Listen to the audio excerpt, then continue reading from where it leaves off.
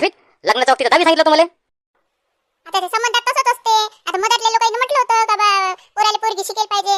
मग माझ्या मामानं म्हटलं द्या सांगून पोरगी 10वी आहे म्हणून. मग दिलं माझ्या बाबाने सांगून का 10वी आहे बा आमची पोरगी. हो पण 8वी पास आहेस की नापास आहेस तू? हे बा मी काही परीक्षा दिली नाही म्हणून मला काही माहित नाही मी पास हो का नापास होतो. अहो हे मारतो रे, त्या परीक्षा नाही दिली आणि म्हणून राहिली मी पास आहे की नापास माहित नाही मला. परीक्षा दिली नाही तर नापास होशील ना तू. झामले. बरं निघा आता लवकर. जा लवकर आणि माहिती घेऊनच या. मुक्काम करायची काही गरज नाही. काय कमलबाई भरला काय मग लाडकी बहीण योजनेचा फॉर्म? काय तर माय 4-5 दिवस तर कागदपत्र जमा करायलाच लागले. आणि आता तर म्हणते तिथं बापा घोषीत चालू आहे हो बाई. बाया तर बापा सकाळ झाली काच निघते ना व तोंडही धुते का नाही माहित नाही बापा. ओ तुम्हाला माहित आहे काय त्या रुपीच्या घरी भांडणं सुरू झाले ना. हो ना मला माहित आहे. काय झालं हो कमलबाई? अहो तिच्या मायाच्या आईनं तिची जन्मतारीख खोटी सांगितली ना लग्नाच्या वक्ती. त्या भाऊपेक्षा ते 2-3 वर्षांनी मोठी निघाली ना. मग काय झालं बाई पुढे?